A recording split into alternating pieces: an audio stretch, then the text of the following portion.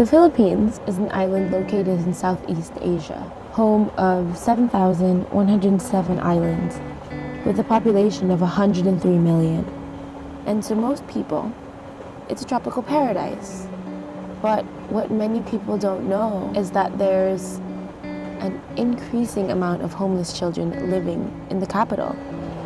And the capital itself is one of the most densely populated cities, with 12 million people. And within those 12 million people, 1.8 million of those are children living in slums. 1.8 million children are homeless. So I'm going back for 1 month and I'm volunteering as an assistant teacher. And I don't know much about the Tuloy Foundation, but I'm really excited to learn more about the children, learn more about their journey, and to get to know them, really. And also to learn about the amazing work the Tuloy Foundation has had by bringing back a community for the children who were unfortunately born in a disadvantaged background. So I'm really, really excited.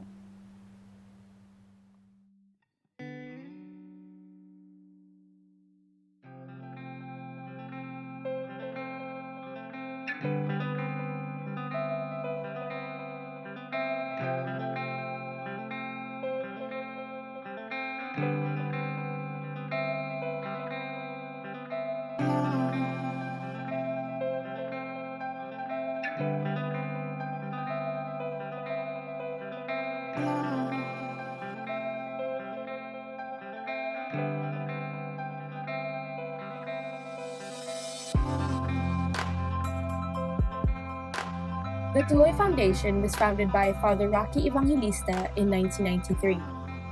They provide a complete rehabilitation program that ensures a gradual and systematic approach for the child's growth and development. Their education program ranges from basic education, which are levels 1 to 5, and vocational technology courses, which are culinary arts, dressmaking, electrical maintenance, automotive servicing, and many more. Tuloy has over 1,000 children in their education program and around 200 children in the residential program. I was fortunate enough to speak to Father Rocky as he recalls the development of the foundation since he started it 23 years ago. We started with 12 kids in 1993 in a small room, 40 square meters. After 23 years, we are now more than 1,000 kids in a 45,000 square meters.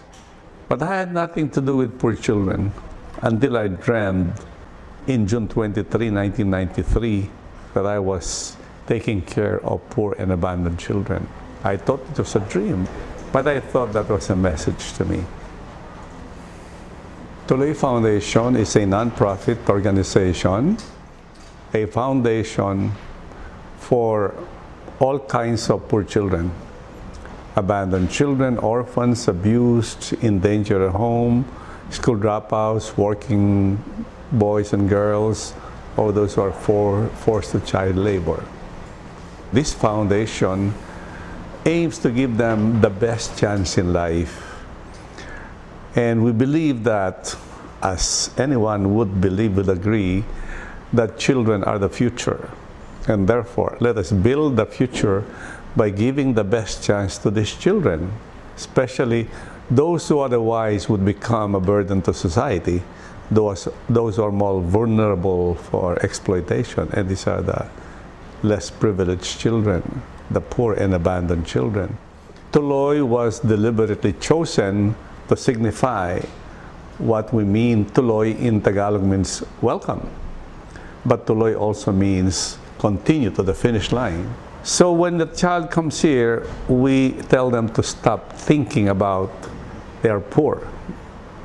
We begin to teach them success, excellence, discipline, being trusted, making the best out of the potentials they have.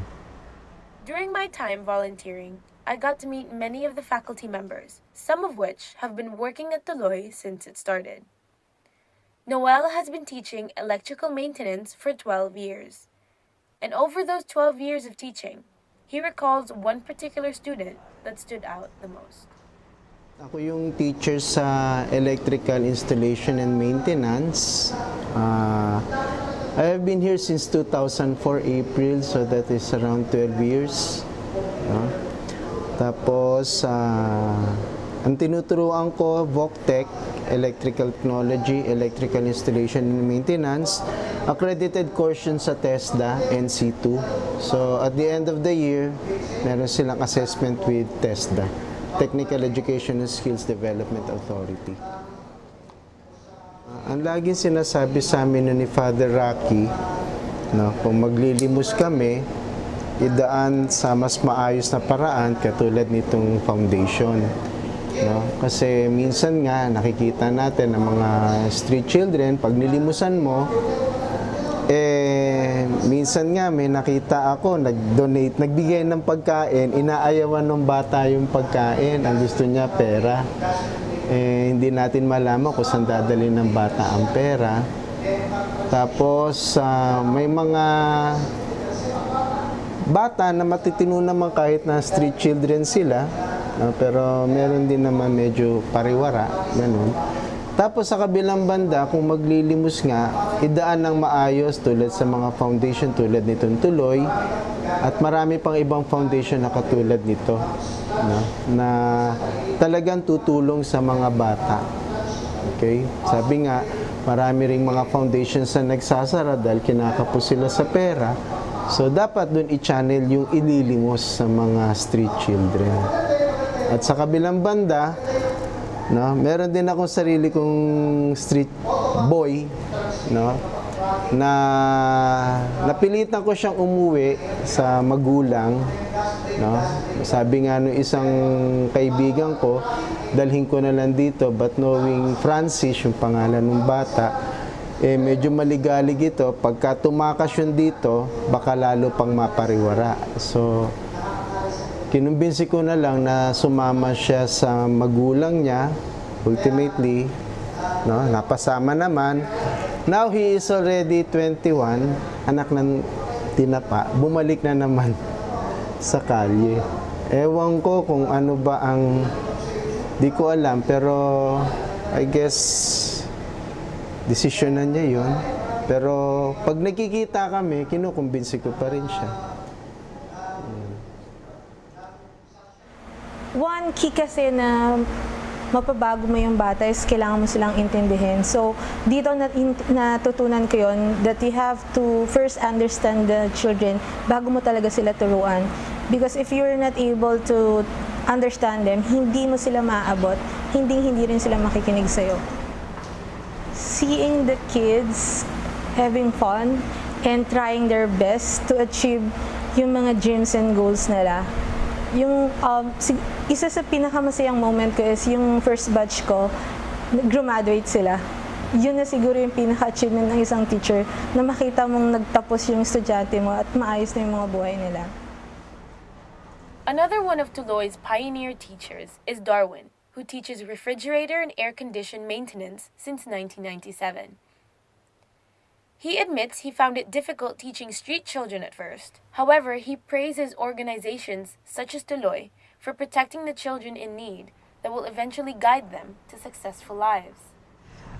Dati, nung una akong mag-apply sa Tuloy, actually parang nagdalawang isip ako kasi street children, parang mahirap ata kasi dyan yung mga batang mga sakit sa ulo, mahilig sa away. Tapos nung ma-realize ko pala, sila yung higit na nangangailangan. Sila yung dapat bigyan ng atensyon at bigyan ng magandang future para maging kapakipakinabang sa ating bansa. Noon, meron akong isang estudyante yung parati siyang inaayawan ng mga teacher noon. Kung sumusuko sila pero ako, nagtiyaga ako sa kanya. Talagang ito yung batang kung tutuusin yung pinaka magulo. Yung teacher nga minsan lumalabas na sa klase pag nandoon siya. Talagang suko talaga, pero sa akin ibinigay at ako'y natutuwa naman na pagbago ko yung bata. Kaya ako'y natutuwa kasi isa sa mga naging matagumpay na estudyante ng Tuloyan. Biggest achievement ko, yung mga bata. Karamihan sa kanila nakapagtatrabaho na, yung iba nasa abroad. Minsan tinatawagan ako, nasa abroad, nasa Saudi, nagugulat na nga ako, akala ko local call, yung pala international, kaya nagugulat. Tapos pagpupunta sila rito, may bit-bit na merienda. Ayun, salo-salo kaming kumain, nakakatuwa talaga. Talagang nakaka-proud talaga. People ask me, where do I draw my inspiration? Well, first of all, doing something like this beyond all our human capabilities, the way this has developed and what you see now, by any standard is almost impossible, right? So my inspiration is from my faith, from what the Lord tells us to love one another, love your neighbor as yourself, and an inspiration from the many volunteers, friends, and benefactors. I'm inspired because they give and they are happy. They give and they still thank me for giving them the opportunity that they could share their talent, time, treasure. Isn't that inspiring that sila na ang nagbigay? They're the ones who give and they're still grateful. Father, thank you for giving me the opportunity to share, to do in my own little way, to help you in your mission for these children. And of course, the children themselves. The children themselves, we always tell them, we trust you. We have hope in you. We don't despair. Just do your best. So I'm inspired when you realize that the children are not bad. The children are not hopeless. If you give them the chance and the opportunity, the best can come out of them. I've heard a few stories from kids here, especially the residents, and I got to know their backgrounds and I got to think of them more as people versus random faces in the streets, and I see how individual they are and how they have all these unique talents, and you wouldn't expect these much from people who came from a disadvantaged background, but honestly, people here are some of the best soccer players, some of the best artists, they're some of the best singers I've ever seen. I feel like Tuloy actually gives a more holistic kind of help to its children than the other. I've been to a lot of eye care or service trips, but Tuloy by far has been the one who gives everything to the children, from food to education to clothes to a room and board for the residents. They provide everything, and it really, really helps them. I also had the privilege of speaking to one of Tuloy's major benefactors, Raymond Tan, a businessman from Hong Kong who hopes to use football as a way to influence the children off the street. 3.5 years ago, I met Father Rocky, and I was nominated as part of the board member earlier this year, which I accept this appointment, and I am mainly involved with Father Rocky and Tuloy in the football development initially. But then as I get to know Tuloy and Father Rocky better, I start to get involved with other parts of the Tuloy Foundation. I have my own football foundation in Hong Kong called Chelsea Football Foundation. Started 8 years ago. I always believe in using football to impact people. About 4 years ago, I started my own football school at Clark, trying to use football to impact kids, in this country. When I came to Tuloy, I said, okay, I don't have to go out there to look for kids. Father Rocky believes in using football to transform kids. He's got a capture audience over here. He's got a facility over here. So we started the journey 3.5 years ago to allow them to participate in a sport as fun and as beautiful as football. It's the first step to take them out of the street. And think about that, one of the biggest weaknesses of street kids, they lack confidence from where they come from. So I hope that giving them high quality professional training will give them that very, very important little thing that they need in their life to make them become successful in the long run. As my time at Tuloy passes by, I quickly learned how influential Father Rocky was, and not just to the children, but also to the faculty members, volunteers, and to anybody who comes across the Tuloy Foundation. His commitment to helping street children has impacted many lives here and has greatly influenced those around him. Yung biggest inspiration ko si Father Rocky. Nakita ko sa kanya yung pagiging isang ama sa mga bata, inilaan niya ang kanyang sarili, oras, panahon, lakas para sa mga batang nangangailangan. Of course, definitely it's Father Rocky Evangelista. He's my biggest inspiration. He is really a visionary. He is a trailblazer, and he sees things that we don't see. He sees images, he sees visions. He has seen Tuloy, he has seen the children, keeps on thinking of the welfare of the children. I think the biggest difference with Tuloy Foundation is really the commitment of Father Rocky in any program that he install here is of the highest quality that he could under his power and his wish for the kids. And when you have that kind of high quality program, the kids will go out there full of confidence, and they're able to move on with their life.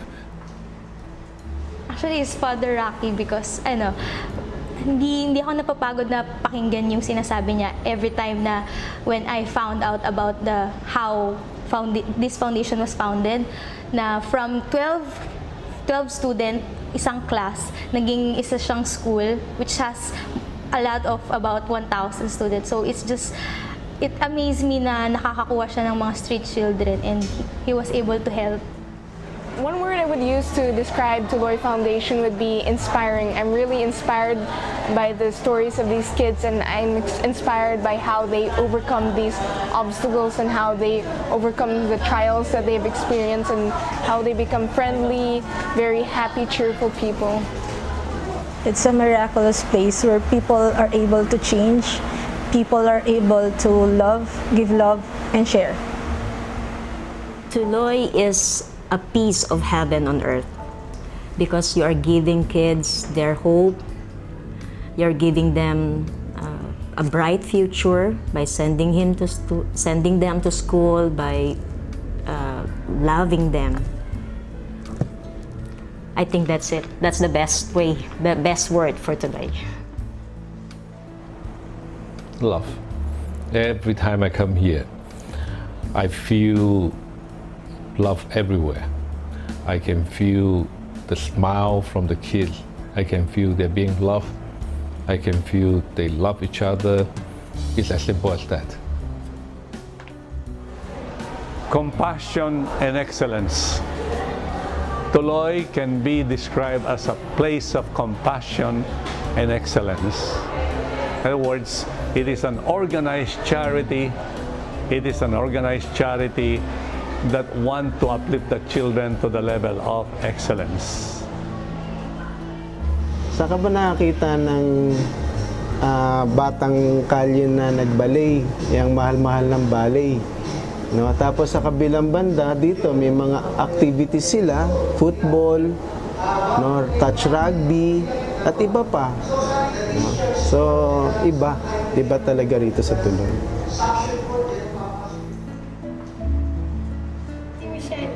We really thank you. Give you one so you can really appreciate it when you're going here.